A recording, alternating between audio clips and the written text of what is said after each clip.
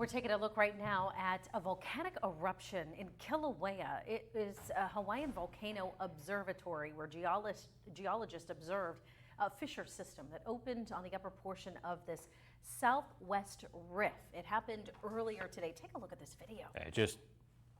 In this case, we can say beautiful because we're aware of it, no lives at risk, not like what we saw in Hawaii a year ago with the horrific fires there.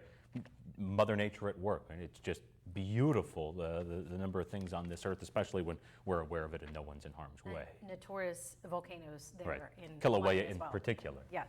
All right, fast-moving wildfires, though. We're talking about that right now, forcing thousands of evacuations in Northern California. This happened over the past few days. It was called the Corral fire. Ariana's going to help us. There we are. Thank you so much. With video of this fire here. Just devastation.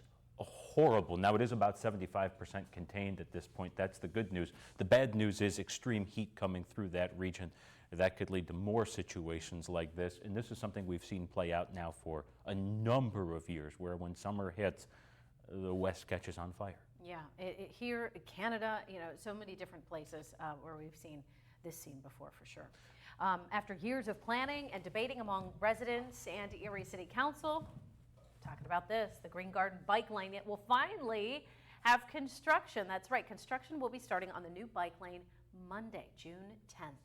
That's coming right up. That's less than a week by my count. The plan has been in the works for years now. City Council approving it in February after years of dispute. Residents there we talked with today say they've largely come to terms with the addition.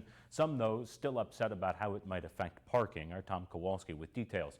Coming up tonight on Erie News Now at 6.